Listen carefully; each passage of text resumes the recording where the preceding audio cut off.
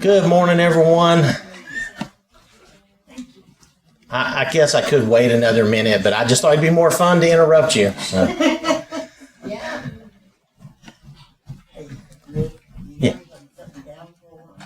You're sitting down?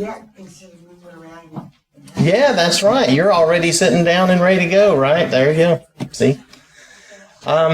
Do want to thank everybody for being here this morning. Appreciate your presence for our Bible study. We are in Matthew chapter 2. There are a few books in the back if you need them still. We're going to look at question 6 in our workbook. Like I said, this is Matthew chapter 2.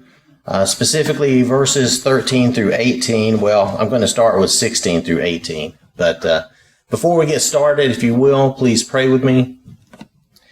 Dear Heavenly Father, we come to you this morning. We're so thankful for all your blessings. We're thankful for each day you give us, Father, to grow and learn and to be more like our Lord. We know that you have given us this life here, Father, to teach us and to show us how to live and how to be and to grow to be more like you, our Father. We thank you for this opportunity, Father, to study your word and to learn more about what your will is for us. Please lead and guide us in this study, Father, and in our lives, and help us to use every day to further your will and your plan on this earth. In Jesus' name, amen. Oh, I did not start my slides. I'm sorry. I got the others still going.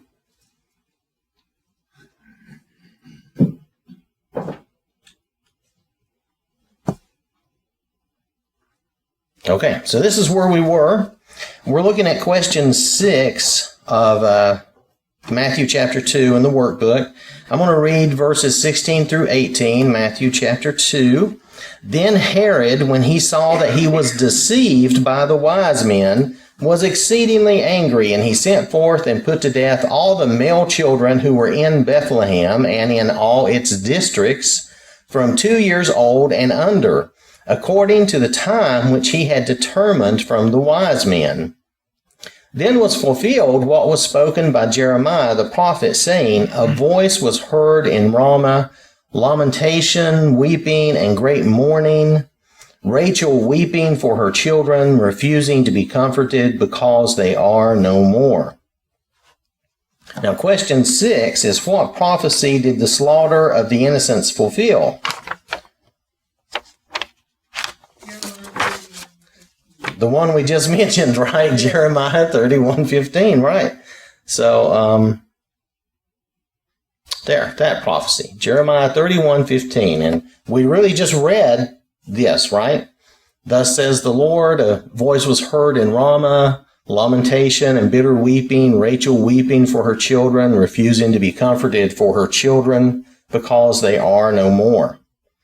So this is another another verse or prophecy. It has a layered meaning.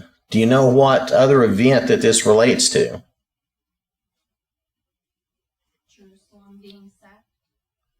Jerusalem being, well, that's not what I had down, but I don't know. Is that part of it? I had a part of the Babylon exile that when they were taken off into exile, that the mothers were weeping for the loss of their sons.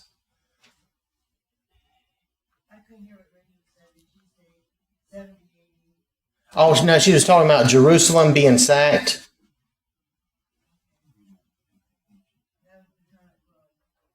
So I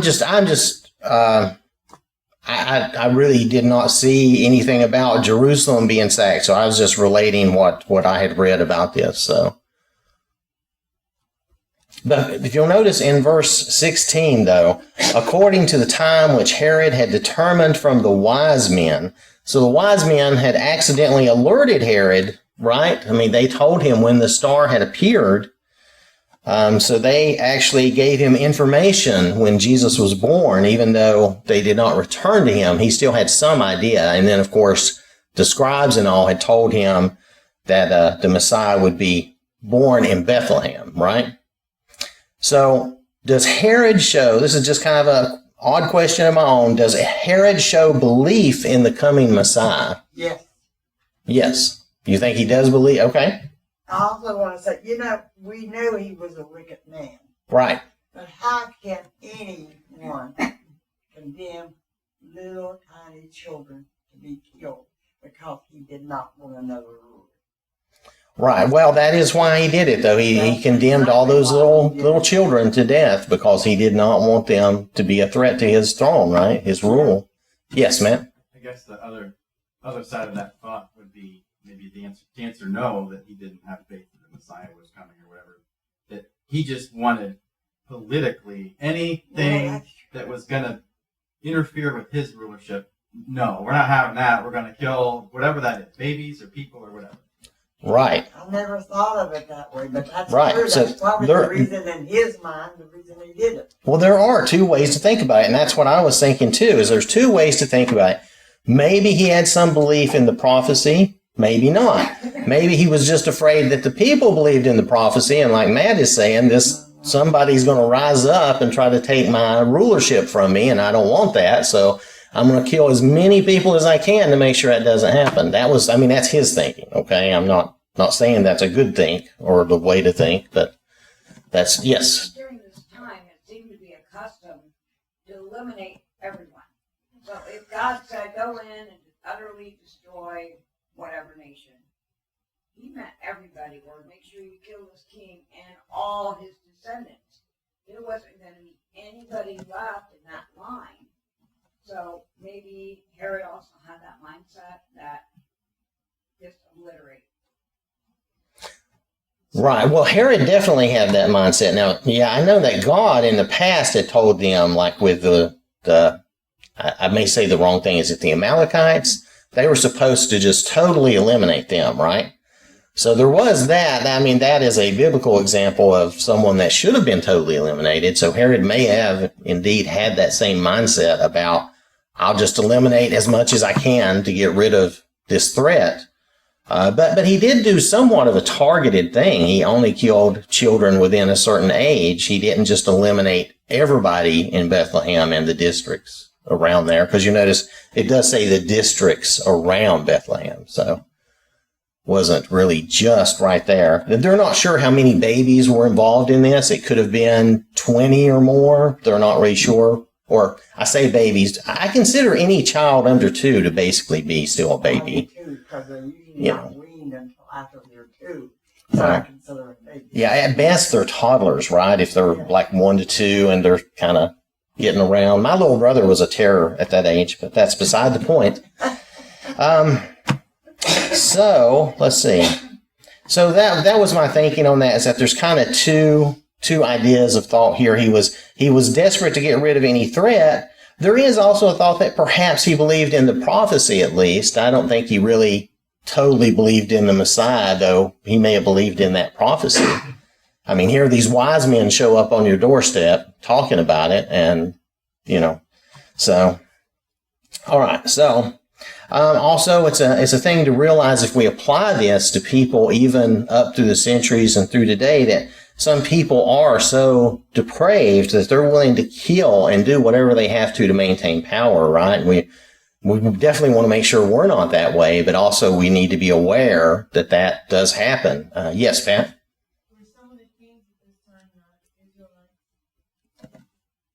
Well, Herod was not an Israelite. He was an Edomite.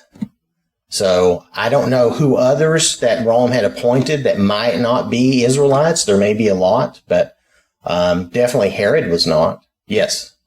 Man. Back to your point about it's unclear whether Herod, what his views were. Obviously, he wasn't Right. an Israelite, like you're saying, so he doesn't necessarily have that heritage of the Old Testament. But in Acts 26:27, where Paul is having that whole trial, there's a different Herod. There's Herod Agrippa. We're talking about Herod the Great here in Yes. Matthew 2, but Herod Agrippa, Paul asks him somewhat rhetorically, King Agrippa, do you believe the prophets? I know you believe. And it doesn't argue and say, no, actually I don't believe. He just says, I'm not going to become a Christian right now. So whether, now I get confused on, is that Herod the Great son, a grandson? I get confused about that, but they're all kind of the same family. So Yeah, my understanding is he's part of that family, but I did not see specifically his relationship to to Herod the Great, because this one, the one we're talking about right now is, like you're saying, it's Herod the Great. I was going to see if I could find that real fast. So that was 27. Acts 26, 27. Oh, I got it backwards. 26, 27. Thank you. So yeah, so here, Paul, of course, is basically being held. But yeah, and what Matt is talking about is King Agrippa. He was a Herod in the Herod family as well, right? And he says, King Agrippa, do you believe the prophets? I know that you do. And Agrippa replies to Paul, and says, in a short time, you will persuade me to be a Christian. Well, he doesn't, but nonetheless, he does have certain beliefs, though. Yes, Judy, did you have something? If he was from Edom, that's the land of Esau. So it Yes. would be, yeah. Yes, Herod is from Esau's lineage, right? Yeah, he's an Edomite from that. So, and Rome, we have to remember that Rome installed him, right? I mean, Rome, they're under Roman occupation, so that's the kind of thing that's occurring. Let's see. Okay. One last thing on Herod, though, and his belief or unbelief. Even if he did believe, did he actually think he was going to be able to thwart God's plan? That was just a thought I had. I mean, that's the kind of thinking that I think people have sometimes, that they can make their own plan. Addie and then Kim. I was just going to say, they thought that they could stop God's plan whenever they crucified Jesus. Right. So yeah. That was Satan's thought, right? He thought he could crucify Jesus and put an end to God's plan, and didn't work at all. But yeah, yes. They Herod because he was a king and he had power. Yes. He had arrogance and thought, well, I can do what I want. I'm king. I'm in charge. Yes, that's true. He was arrogant, and he's in charge. He thinks he can just do what he wants, and he will have the final say, right? Sometimes we may even think that in our own lives, but God always has the final say, right? So, does anybody have anything else on that before we move? Yes, Matt. So on that topic, kind of like what Addie was saying, 1 Corinthians 2, verse 7, where it kind of talks about this idea of God's plan was a mystery, and so people who did God's plan didn't even realize they were doing it. So 1 Corinthians 2:7, but we speak God's wisdom in a mystery, the wisdom which was hidden, which was predestined before the ages of our glory, which none of the rulers of this age, and you could debate what that means. Are we talking like Pilate, or are we talking like, the demons, or whatever we're talking about? The rulers of this age didn't understand it. If they had understood, they would not have crucified the Lord of glory. But they did, and it actually was God's plan. Right. So Matt's talking about 1 Corinthians chapter 2 and verses 7. Well, I'm just going to read a couple of these verses starting at 7. But we speak God's wisdom in a mystery, the hidden wisdom which God predestined before the ages to our glory, the wisdom which none of the rulers of this age has understood. For if they had understood it, they would not have crucified the Lord of glory. But of course, God's plan is what came about regardless. But because if Satan, if you think about it, if Satan had understood what he was going to contribute to, I'll call it that, he's contributing to God's plan without knowing it, he wouldn't have done it, right? Because we wouldn't want to work against ourselves. So the same applies there. Does anybody have anything else on that? All right. So if we go to our next section of verses, we're going to look at verses 19 through 23. Now, when Herod was dead, behold, an angel of the Lord appeared in a dream to Joseph in Egypt, saying, Arise, take the young child and his mother, and go to the land of Israel, for those who sought the young child's life are dead. Then he arose, took the young child and his mother, and came into the land of Israel. But when he heard that, Archelaus was reigning over Judea instead of his father Herod, he was afraid to go there. And being warned by God in a dream, he turned aside into the region of Galilee. And he came and dwelt in a city called Nazareth, that it might be fulfilled which was spoken by the prophets, he shall be called a Nazarene. So, just as a historical thing, I have it down as a question. Does anybody know the year that Herod died? According to the time as best we know? Okay, 4 BC. 4 BC, right? So that was what I had found from what they believe. So Jesus was actually born before 4 BC. At least a few years, not exactly sure. There's not an exact timeline given here. But this is all based on the writings of the Jewish historian Josephus. This little bit of time that I'm mentioning here. And it's believed that the ancient calculations are actually off a few years because they didn't take into account Josephus's writings. So that's why if our calendar seems a little off on where the 0 year, if you think of it that way, falls, or 1 BC and 1 AD, that's kind of why, So I just wanted to mention that, one question, how long were they in Egypt? We don't know, do we? Doesn't say exactly. So we're not exactly sure how old the Lord is at this point. How old is Jesus at this point? We don't know. So if we look at question 7, what prompted Joseph and his family to return? Oh, the death of Herod, right. The death of Herod. An angel comes to Joseph and says, look, Herod's dead. You can return to Israel. So notice that the Lord sends his angel to Joseph in a dream. This seems to be a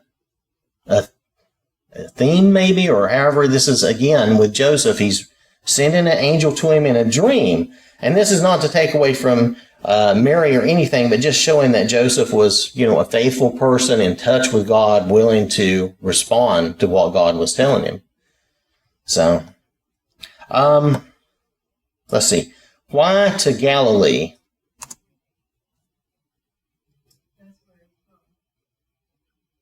No, it's not. It's not because that's where he's from. But if you look, well, first of all, if you'll notice here, I drew an ugly red arrow. Up from Egypt is from down. Egypt off of this map is down that way, right? And they're coming up. So the first place they're coming into is Judea, coming up from Egypt. And he decides, right, that since hearing that Herod's son, Archelaus, I kind of have problems with that, but I'll try to say that correctly. Hearing that he was in charge of Judea, they turned aside to Galilee. Now, I would have said they just gone on up to Galilee, but however you look at it, if you look at Nazareth, I put another little red star up around that, up at the top of the map, if you see that. I'm hoping those are sufficient that you can see it. So that's where they end up traveling up to, right? Now, I'm assuming they went around Samaria, but I don't really know how they did that. That was something that was a common practice, but, let's see. So what was wrong, if anybody knows, what's wrong with Herod's son? Why would he be worried about Archelaus? Like father, like son. Like father, like son. That's not a bad answer, because he started his rule by killing 3,000 of the most influential people in Judea. So, yeah, you probably don't want to be under this guy's rule, right? So they headed on up. Because I think the original intent, if you remember, they were living in Bethlehem, was probably to return to Bethlehem. Now, I don't know that. It doesn't say that. But that implication is kind of there, because they're coming back and he's like, oh, wait, we're not going to stay here. We're going to go elsewhere. Bethlehem is close to Jerusalem, but that's where it is close to Jerusalem. Too close in this case. Yes, Shirley? Well, in your verse 22, it states that Joseph was warned in a dream again about not proceeding, but to go to Galilee. Oh, well, thank I'm you. reading out of Yes, and I did not say that correctly. And being warned by God in a dream, okay, when he heard Archelaus was reigning, he was afraid to go there, right? He was afraid to go to Judea, and being warned by, so there's two things. Not only did he hear that and he was worried, but God warned him in a dream again, and he went to Galilee. So thank you for pointing that out. I didn't point that part out. So there's two factors of that. But he knew Archelaus was not a good person. So, and again, like Addie says, like father, like son. Yes, Rachel. If I remember correctly, I think Mary was from Nazareth. Yes. Now Mary is from Nazareth, so it makes sense if you couldn't go back to Bethlehem, if you're assuming that's Joseph's home, which is kind of the way they made it sound, but we're not 100% sure. But even so, going back to Nazareth made sense because they would have family there. They would have a reason, and Mary would have a history there that would make sense. So let's see. All right, so this is just so you have a clean map to look at, and I wanted to point out a couple of things. When Herod died, he split the kingdom up where he was ruling with his three sons. And Archelaus was one, and he ruled Judea and Samaria and Idumea. Well, anyway, so Archelaus was basically ruling Judea and Idumea and Samaria up here. So he had this big part, right? Antipas, or Antipus, however you say that.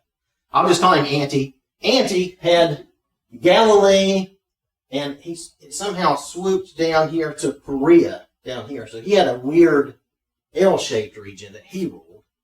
And then Philip, the third son, Philip was ruling territories north and east of the Jordan outside of Israel. So he would be like up that way somewhere, right? So he wouldn't quite show on this map. He would be up and out of the picture. So Philip was not really a big factor. But just so you understand, there was this whole big area that Herod was in charge of, and he split it between his three sons. So I just wanted, I was hoping that would be helpful to us to understand that there's different rulers there, and that's why God would have pointed them to Galilee, to at least a better ruler, maybe not, but better. So if we look at question 8, where did the family settle? Nazareth, right? Yeah. So we kind of answered that, but that's okay. Now, then there is, what prophecy did that fulfill? Isaiah 11:1. Right, actually, right. Yes, thank you. Okay, so he shall be called a Nazarene. And some things will say, well, there's no specific prophecy of that, and there kind of isn't, and there kind of is. It all depends on translation and how you look at this. In Isaiah 11:1, like Pat mentioned, there shall come forth a rod from the stem of Jesse, and a branch shall grow out of his roots. And there's a word, a Hebrew word here, Netzer, which means a sprout or a shoot.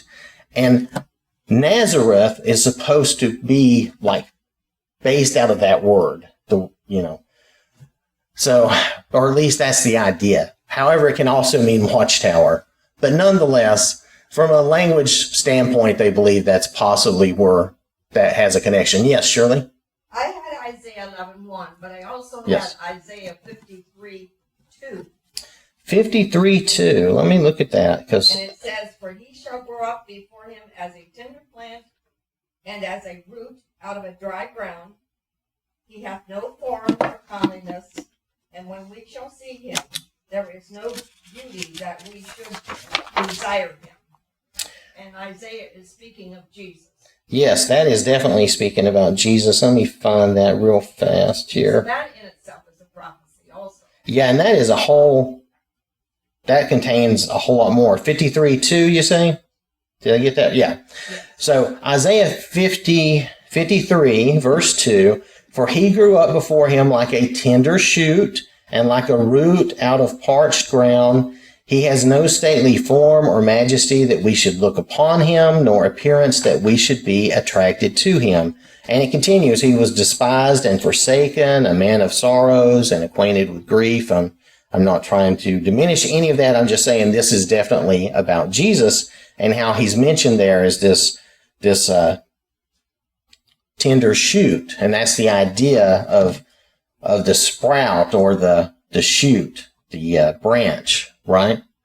So now, according to a concordance I looked at, and you may have found some of the other times, this word natzer like this is only used like 4 times, once in Daniel and 3 times in Isaiah, one being chapter 11, verse 1, and this may be one of the other times. I did not write all of them down, but there's 3 other times that's used. So it's not used a lot, but other times when they mention branch and stuff, they're using a different Hebrew word, which was nothing like this, would not be related. So, yes, Pat.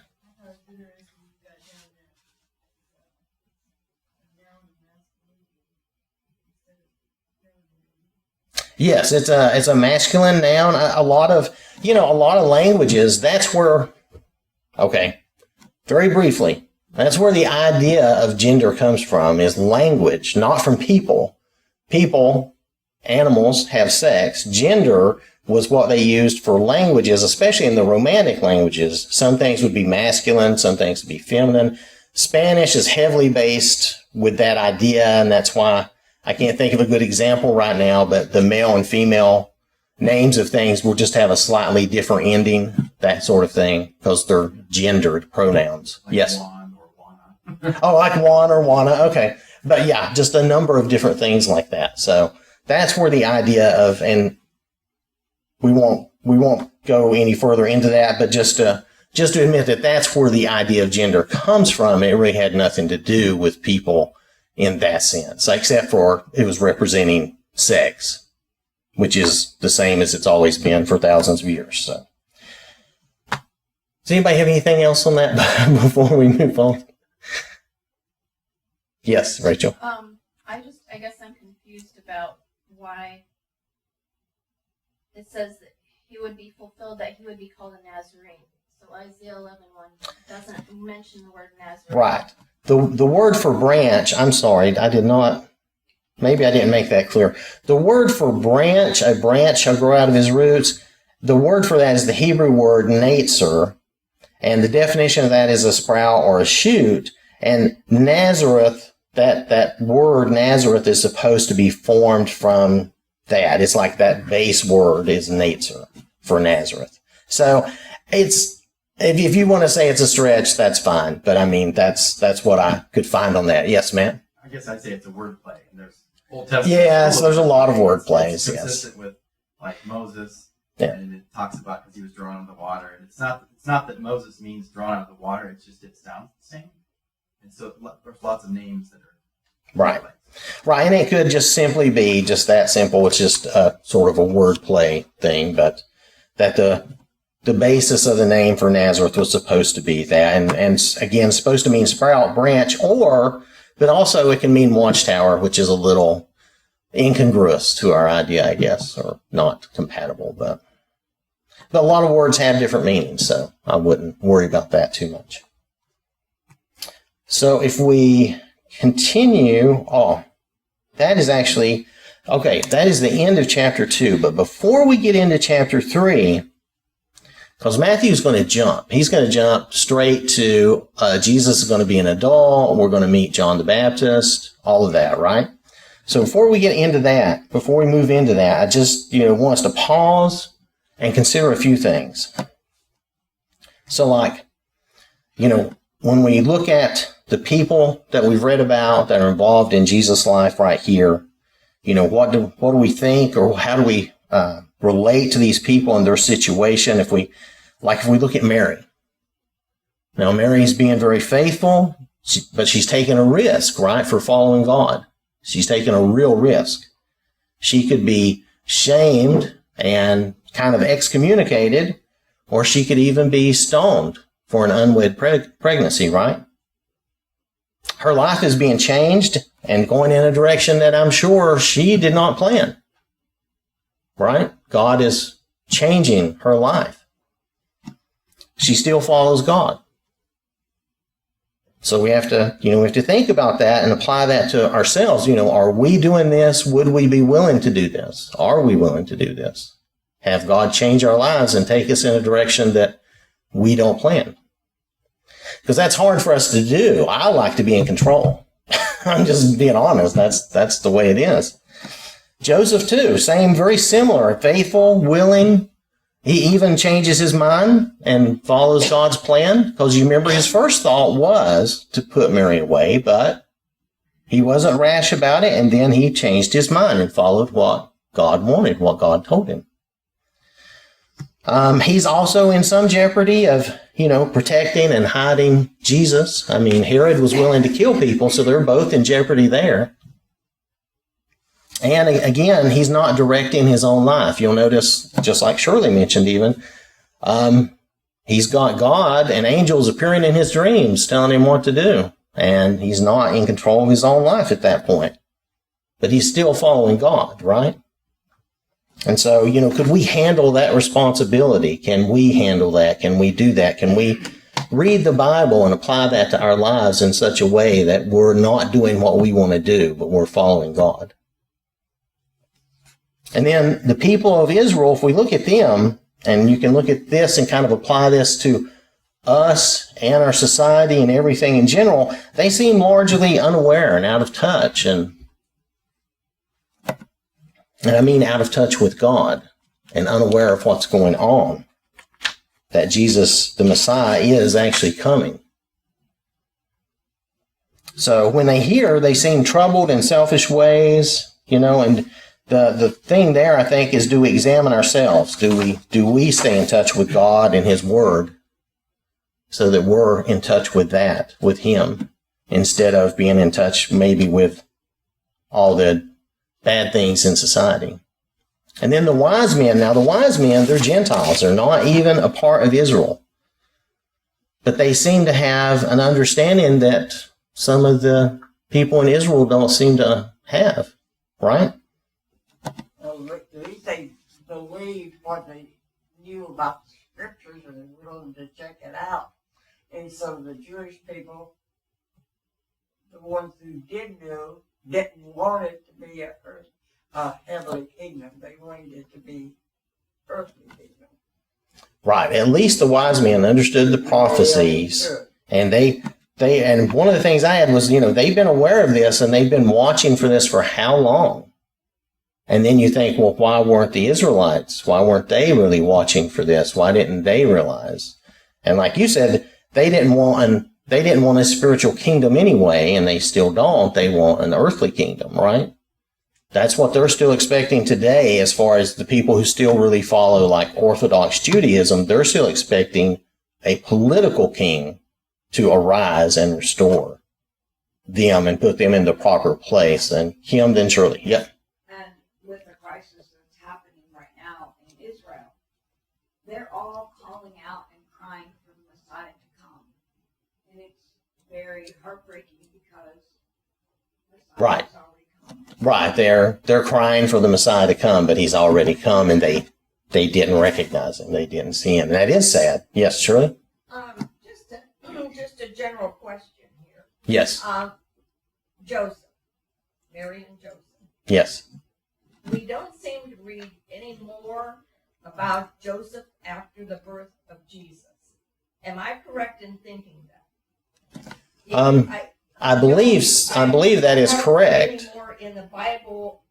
In other words, Once they settle in Nazareth, the most we hear about, and I'll get to y'all in just a second, the most we seem to read about is that Jesus was the carpenter's son, was Joseph's son, right? That we don't really hear or see much about anything. I'll just say anything about Joseph after that. And there is a consensus or a thought from a lot of people that he died at some point. I don't know. The Bible does not say, so I do not care to. but I am correct in thinking that, right? Yeah, I can't think. Does anybody know of any other time Okay, let's just start here. Okay, Addie? Well, I think whenever they went back to once a year to worship Yes. in Jerusalem, it indicates that Joseph was with them then. Right. When Jesus was That's still, Jesus was still a child, right? So, yes. That's right. So, there is that mention of when they went to the temple. Pat? I was going to mention that along with the fact that Joseph was a carpenter. Yes. And Jesus was referred to as a carpenter's son. Yes, he is. He learned his trade from Joseph, so he had to live a while to be able to learn the trade. Right, right. So, Joseph was alive for some time. We don't really hear a lot about him, though, after this. Did you have something too? Basically, that the return to Jerusalem. Right. To offer sacrifice. Jesus was 12. Right. And how Joseph and Mary went looking for their son. Right. And So that's found right. him teaching. See, that's right. That's in Luke's account, right? Am I remembering correctly? So in Luke's account, we know that at least when Jesus was 12 and Joseph and Mary were bringing him to Jerusalem for, which event was that? Do y'all remember? Passover? Was it Passover? Well, okay. So anyway, that Joseph was alive then, and like Pat also referred to, he's known as the carpenter's son. Joseph, Joseph was known to be his father by people. So, pardon me. So, he definitely was alive for some time. We just don't know how long or how long that might have been. The way the Gospels read later in Jesus' life, in his ministry, it sounds like Joseph is not in the picture at that time. But then Jesus is like about 30 when he gets baptized. So that doesn't really give us a big clue as to anything there. Does anybody have anything else on that before I was going to move forward? Okay. All right. So have I run us way over? Well, we are out of time, though. I'll tell you what, we'll pick up here next week. I want us to look at a few things before we jump into chapter 3, because that's a big change. So we'll pick up from here next week. Thank you for your time, your attention.